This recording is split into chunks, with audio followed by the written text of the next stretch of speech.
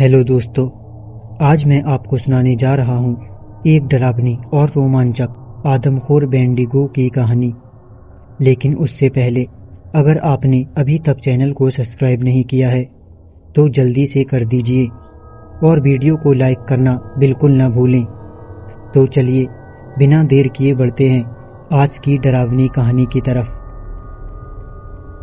मैं अपनी कार से कुछ घंटे की दूरी पर एक जंगल में गया था। मुझे मालूम चला था कि वहां एक ऊंची जगह पर एक सुनसान बिल्डिंग थी जिसे देखने का मेरा बड़ा मन था। यहाँ पर बताना जरूरी है कि उस बिल्डिंग के अंदर जाना या वहां कैंप करना गैरकानूनी था, क्योंकि उस इमारत की मेंटेनेंस नहीं होती थी। वो इमारत एकदम जर्जर हालत में थी और कभी भी गिर सकती थी। उस जगह और उस इमारत के बारे में मैंने थोड़ी रिसर्च की थी। मैंने गूगल और फेसबुक में भी सर्च किया। ज़्यादातर लोगों ने उस बिल्डिंग के बारे में कमेंट किया था कि वह जगह अच्छी है और वहां समय बिताना अच्छा लगता है। पर जो आखिरी फेसबुक पोस्ट जो मुझे मिली थी वो 3 साल पुरानी थी और इन 3 सालों में मुझे नहीं पता था कि वहाँ की हालत अब कैसी है, और मुझे यह भी पता नहीं था कि उस बिल्डिंग के ऊपर जाकर मुझे वहाँ क्या मिलने वाला है। खैर, मैंने सड़क के किनारे एक समतल जगह देखकर अपनी कार पार्क की। फिर मैंने अपना बैग पैक निकाला जिसमें 2 दिन का सामान था और वहाँ से उस जंगल के अंदर मैंने अपना ट्रैक शुरू किया। ऐसे ट्रैक्स में आमतौर पर कोई साफ रास्ता नहीं होता। मेरे पास एक हेडलाइट स्टेलाइट GPS था जिसका मैं इस्तेमाल कर रहा था ताकि मुझे सही रूट का अंदाजा रहे। पर ज़्यादातर मैं जंगल के अनजानों रास्तों पर ही चला। वहाँ इतनी झाड़ियाँ थीं कि सही रास्तों का पता ही नहीं चल रहा था। खैर, मैं GPS के रास्ते ठीक डायरेक्शन में तो चल रहा था। सड़क से वहाँ तक पहुँचने में लगभग 4 घंटे लगे। जैसे जैसे मैं आगे बढ़ता गया वह रास्ता घना और ऊबड़ खाबड़ होता गया। मैं पूरी तरह उम्मीद कर रहा था कि वो बिल्डिंग अब भी ठीक हालत में होगी और मैं वहाँ कैंप कर सकूँगा, और अगर वह सही हालत में नहीं हुई तो मुझे कहीं किसी दूसरी जगह पर टेंट लगाना होगा। कई घंटों की थकान भरी चढ़ाई के बाद आखिरकार मैं पहुँचा। पेड़ों के ऊपर से बिल्डिंग का सबसे ऊपर वाला फ्लोर दिखने लगा और अब मैं उस बिल्डिंग के पास पहुंचा तो वह बिल्डिंग मुझे देखने में ठीक हालत में लग रही थी। वहां उसका पेंट उखड़ा हुआ था, कहीं कहीं से प्लास्टर भी उखड़ चुका था। ईंटें दिखाई दे रही थीं पर ढांचा मजबूत दिख रहा था। मैंने उस बिल्डिंग के सपोर्ट बीमों को हल्का सा धक्का दिया। वे काफ़ी ठोस थी। फिर मैंने सीढ़ियों पर चढ़ने की कोशिश की। सीढ़ियाँ मजबूत थीं लेकिन कहीं कहीं पर से उसकी सरियाएं दिख रही थीं। लेकिन फिर भी मैं पूरी सावधानी से सीढ़ियों पर चढ़कर ऊपर पहुंच गया। उस बिल्डिंग के सबसे ऊपर पहुंचकर मैंने चारों तरफ नज़र घुमाई। कुछ पल के लिए उस खूबसूरत नज़ारे को देखकर मैं दंग रह गया। लगभग पूरा का पूरा जंगल दिखाई दे रहा था। मीलों तक कोई मकान, कोई इमारत नहीं थी, सिर्फ पेड़ पौधे थे। और इस वक्त जिस बिल्डिंग के ऊपर मैं खड़ा था वह बिल्डिंग उस जंगल में एकमात्र बिल्डिंग थी जिसे आर्मी के किसी खुफिया काम के लिए बनाया गया था। लेकिन न जाने क्यों वो काम अधूरा ही छोड़ दिया गया। उसके बाद मैं उस बिल्डिंग के एक कमरे में गया। कमरा साफ था। उस कमरे के कोने में एक फटी पुरानी दरी थी और दूसरे कोने में एक पुरानी लकड़ी की मेज। दीवारों में मकड़ियों के जाले लगे हुए थे और खिड़कियों के कांच टूटे हुए थे। उस कमरे में ज़्यादा देखने लायक कुछ नहीं था तो मैंने अपना बैग एक कोने में रखा। मैंने अपना मैट्रेस और स्लीपर बैग बिछाया और छोटे कैंपिंग स्टोर पर खाना गर्म किया। सूरज डूबने लगा तो मैं उस कमरे की खिड़की पर गया और मैंने डूबते सूरज को अस्त होता हुआ देखा। यह अब तक का सबसे खूबसूरत सनसेट था जो मैंने अपनी ज़िंदगी में देखा था। मुझे लगा समय जल्दी निकल गया और रात हो गई। आसमान बादलों से भरा हुआ था, इसलिए चांद की चांदनी या तारे भी नजर नहीं आ रहे थे। कुछ करने को न होने पर मैं वापस खिड़की के पास गया और खिड़की से बाहर देखने लगा। रात का लगभग 1 घंटा बीता होगा जब मैंने नीचे जंगल में कुछ देखा। पेड़ों के बीच कोई रोशनी लगातार हिल रही थी।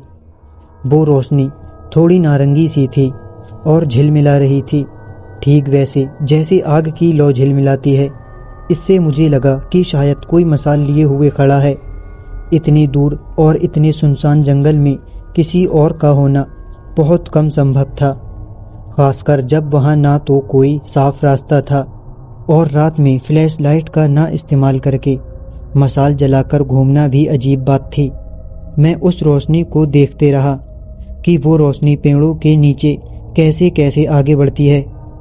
मैं बिल्डिंग के ऊपर से नीचे जंगल में उस रोशनी को देखता रहा।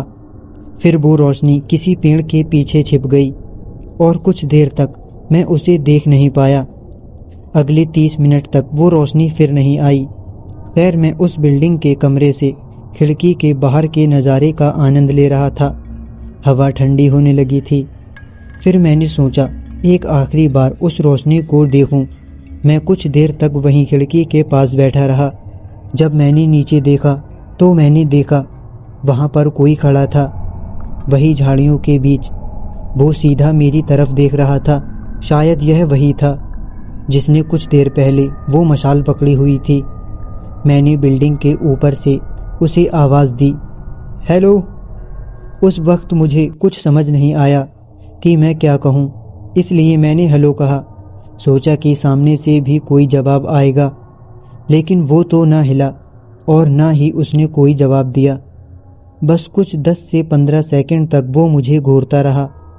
फिर उसने धीरे से अपना हाथ उठाया, मानो जैसे वो भी मुझे हाथ हिलाकर हेलो बोल रहा हो। फिर वो बिना रोशनी के ही जंगल में गायब हो गया। यह सब थोड़ा अजीब था, थोड़ा सा डरावना भी था, पर उस वक्त किसी अजीब वजह से मुझे पूरा भरोसा था कि यह भी मेरी तरह कोई दूसरा ट्रैकर होगा जो उस बिल्डिंग में रुकना चाहता होगा। लेकिन मुझे वहां देखकर उसने शायद अपना इरादा बदल लिया।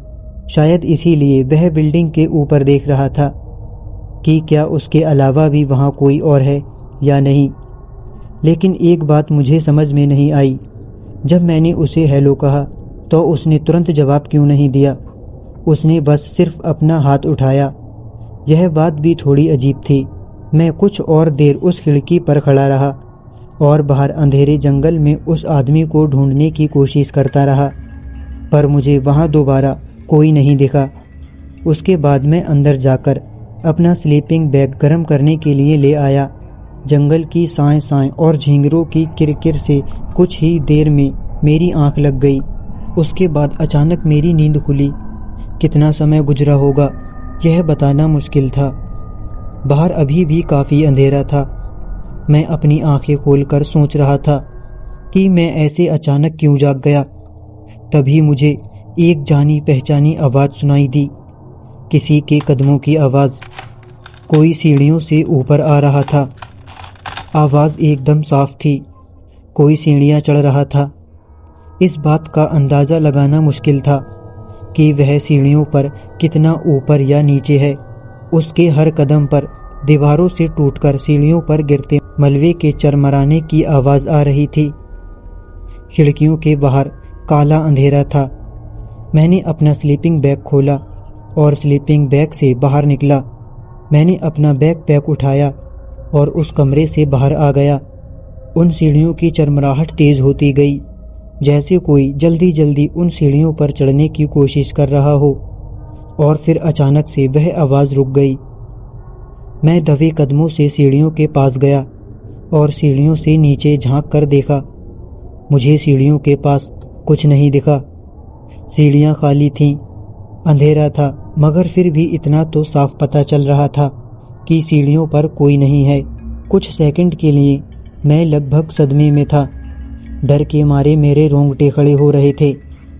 मैं समझ नहीं पा रहा था कि यह चल क्या रहा है।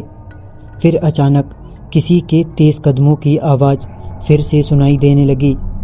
मैंने वापस सीढ़ियों की तरफ देखा। इस बार सीढ़ियों में मुझे एक काली परछाई दिखाई दी जो अजीब ढंग से ऊपर चढ़ते हुए आ रही थी।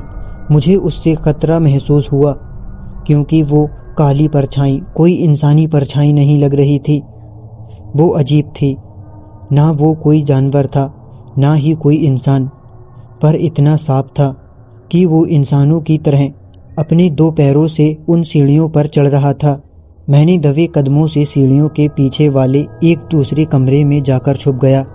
मुझे पता था कि नीचे जो भी है वो उसी कमरे में आकर मुझे ढूंढेगा जिस कमरे की खिड़की से मैंने नीचे हाथ हिलाया था। और ऐसा ही हुआ। वो काली परछाई उस कमरे में गई, फिर उन्हीं सीढ़ियों से नीचे उतर गई। अब मुझे बिल्डिंग के ऊपर से कुछ अजीब सी आवाज़ें सुनाई देने लगीं, जैसे कोई गुर्रा रहा हो। मैं बिल्डिंग से बाहर निकल गया। मैं कुछ पेड़ों की झुरमुट से छुपकर उस बिल्डिंग की तरफ देखने लगा। उस बिल्डिंग से अजीब खुर्राहट सुनाई दे रही थी। इतना तो मैं समझ गया था कि वो कोई इंसान नहीं था जिसे कुछ देर पहले मैंने हाथ हिलाया था। पर कितनी अजीब बात थी कि जब मैंने उसे हेलो कहा था और हाथ हिलाया था तो उसने भी बिल्कुल मेरी ही तरह हाथ उठाकर मुझे हाय बोला था। उसके बाद मैं वहाँ एक पल भी नहीं रुका। मुझे रास्ते का अंदाज़ा नहीं था, पर इतना पता था मुझे ढलान की तरफ भागना है। मेरे पास फ्लैश लाइट थी और हेडलाइट GPS भी था। मैं उसी के सहारे भागता रहा और भागते भागते कैसी तो करके मैं अपनी कार तक पहुंचा। मैं जैसे ही अपनी कार में बैठा, मैंने पीछे जंगल की तरफ देखा। कोई बड़ी तेजी से भागता हुआ मेरी तरफ आ रहा था। वो काली परछाई कम से कम 9 फीट ऊंची होगी। मैंने और देर नहीं की। मैंने तुरंत कार स्टार्ट की और तुरंत रफ्तार से कार वहां से भगा ली। मैं बैक व्यू मिरर में पीछे भी देखता रहा कि कहीं वो मेरे पीछे तो नहीं आ रहा। एक चीज़ मुझे समझ आ चुकी थी कि वो चीज़ क्या थी।